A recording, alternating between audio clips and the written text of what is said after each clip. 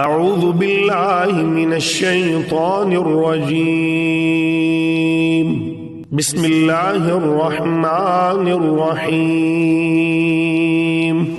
شروع اللہ کے نام سے جو سب پر مہربان ہے، بہت مہربان ہے۔ وما تكون في شأن وما تتلو منه من قرآن ولا تعملون من عمل إلا كنا عليكم شهودا إذ تفيضون فيه وما يعزب عن ربك من مثقال ذرة في الأرض ولا في السماء ولا أصغر من ذلك ولا أكبر إلا في كتاب مبين۔ اور اے پیغمبر، تم جس حالت میں بھی ہوتے ہو اور قرآن کا جو حصہ بھی تلاوت کرتے ہو، اور اے لوگو تم جو کام بھی کرتے ہو، تو جس وقت تم اس کام میں مشغول ہوتے ہو ہم تمہیں دیکھتے رہتے ہیں، اور تمہارے رب سے کوئی ذرہ برابر چیز بھی پوشیدہ نہیں ہے، نہ زمین میں نہ آسمان میں، نہ اس سے چھوٹی نہ بڑی، مگر وہ ایک واضح کتاب میں درج ہے۔ الا ان اولیاء اللہ لا خوف علیہم ولا هم یحزنون۔ یاد رکھو کہ جو اللہ کے دوست ہیں ان کو نہ کوئی خوف ہوگا نہ وہ غمگین ہوں گے۔ الذین آمنوا وکانوا یتقون، یہ وہ لوگ ہیں جو ایمان لائے اور تقوی اختیار کیے رہے۔ لهم البشرى في الحياة الدنيا وفي الآخرة لا تبديل لكلمات الله ذلك هو الفوز العظيم۔ ان کے لیے خوشخبری ہے دنیاوی زندگی میں بھی اور آخرت میں بھی، اللہ کی باتوں میں کوئی تبدیلی نہیں ہوتی، یہی زبردست کامیابی ہے۔ ولا يحزنك قولهم إن العزة لله جميعا هو السمیع العلیم۔ اور اے پیغمبر، یہ لوگ جو باتیں بناتے ہیں وہ تمہیں رنجیدہ نہ کریں، یقین رکھو کہ اقتدار تمام تر اللہ کا ہے اور وہ ہر بات سننے والا، سب کچھ جاننے والا ہے۔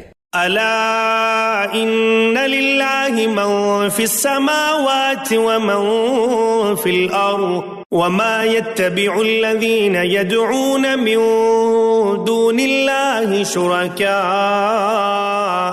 إن يتبعون إلا الظن وإن هم إلا يخرصون۔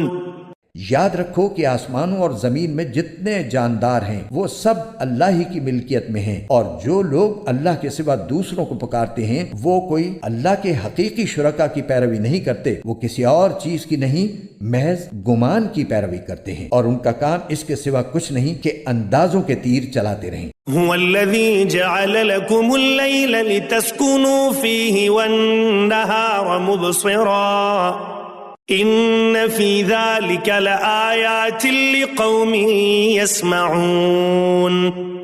اللہ وہ ہے جس نے تمہارے لیے رات بنائی تاکہ تم اس میں سکون حاصل کرو، اور دن کو ایسا بنایا جو تمہیں دیکھنے کی صلاحیت دے، اس میں یقیناً ان لوگوں کے لیے نشانیاں ہیں جو غور سے سنتے ہوں۔ قالوا اتخذ الله ولدا سبحانه هو الغني له ما في السماوات وما في الأرض إن عندكم من سلطان بهذا أتقولون على الله ما لا تعلمون۔ کچھ لوگوں نے کہہ دیا کہ اللہ اولاد رکھتا ہے، پاک ہے اس کی ذات، وہ ہر چیز سے بے نیاز ہے، آسمانوں اور زمین میں جو کچھ ہے اسی کا ہے، تمہارے پاس اس بات کی ذرا بھی کوئی دلیل نہیں ہے، کیا تم اللہ کے ذمے وہ بات لگاتے ہو جس کا تمہیں کوئی علم نہیں؟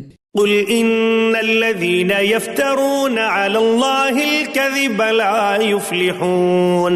کہہ دو کہ جو لوگ اللہ پر جھوٹا بہتان باندھتے ہیں وہ فلاح نہیں پائیں گے۔ متاع فی الدنیا ثم الینا مرجعهم ثم نذیقهم العذاب الشدید بما كانوا یکفرون۔ ان کے لیے بس دنیا میں تھوڑا سا مزہ ہے، پھر ہمارے پاس ہی انہیں لوٹ کر آنا ہے، پھر کفر کا جو رویہ انہوں نے اپنا رکھا تھا اس کے بدلے ہم انہیں شدید عذاب کا مزہ چکھائیں گے۔ وَاتْلُ عَلَيْهِمْ نَبَأَ نُوحٍ إِذْ قَالَ لِقَوْمِهِ يَا قَوْمِ إِن كَانَ كَبُرَ عَلَيْكُمْ مَقَامِي إن كان كبر عليكم مقامي وتذكيري بآيات الله فعلى الله توكلت فأجمعوا أمركم وشركاءكم ثم لا يكن أمركم عليكم غمة ثم اقضوا إلي ولا تنظرون. اور اے پیغمبر ان کے سامنے نوح کا واقعہ پڑھ کر سناؤ جب انہوں نے اپنی قوم سے کہا تھا کہ میری قوم کے لوگوں اگر تمہارے درمیان میرا رہنا اور اللہ کی آیات کے ذریعے خبردار کرنا تمہیں بھاری معلوم ہو رہا ہے تو میں نے تو اللہ ہی پر بھروسہ کر رکھا ہے، اب تم اپنے شریکوں کو ساتھ ملا کر میرے خلاف اپنی تدبیروں کو خوب پختہ کر لو، پھر جو تدبیر تم کرو وہ تمہارے دل میں کسی گھٹن کا باعث نہ بنے، بلکہ میرے خلاف جو فیصلہ تم نے کیا ہو اسے دل کھول کر گزرو اور مجھے ذرا بھی مہلت نہ دو. فَإِن تَوَلَّيْتُمْ فَمَا سَأَلْتُكُم مِّنْ أَجْرٍ إِنْ أَجْرِيَ إِلَّا عَلَى اللَّهِ وَأُمِرْتُ أَنْ أَكُونَ مِنَ الْمُسْلِمِينَ. پھر بھی اگر تم نے منہ موڑے رکھا تو میں نے تم سے اس تبلیغ پر کوئی اجرت تو نہیں مانگی، میرا اجر کسی اور نے نہیں اللہ نے ذمہ لیا ہے، اور مجھے یہ حکم دیا گیا ہے کہ میں فرما بردار لوگوں میں شامل رہوں. فَكَذَّبُوهُ فَنَجَّيْنَاهُ وَمَن مَّعَهُ فِي الْفُلْكِ وَجَعَلْنَاهُمْ خَلَائِفَ وَأَغْرَقْنَا الَّذِينَ كَذَّبُوا بِآيَاتِنَا فَانظُرْ كَيْفَ كَانَ عَاقِبَةُ الْمُنذَرِينَ. پھر ہوا یہ کہ ان لوگوں نے نوح کو جھٹلایا اور نتیجہ یہ ہوا کہ ہم نے نوح کو اور جو لوگ ان کے ساتھ کشتی میں تھے انہیں بچا لیا اور ان کو کافروں کی جگہ زمین میں بسایا، اور جن لوگوں نے ہماری نشانیوں کو جھٹلایا تھا انہیں طوفان میں غرق کر دیا. اب دیکھو کہ جن لوگوں کو خبردار کیا گیا تھا ان کا انجام کیسا ہوا. ثم بعثنا من بعده رسلا إلى قومهم فجاءوهم بالبينات فما كانوا ليؤمنوا بما كذبوا به من قبل كذلك نطبع على قلوب المعتدين.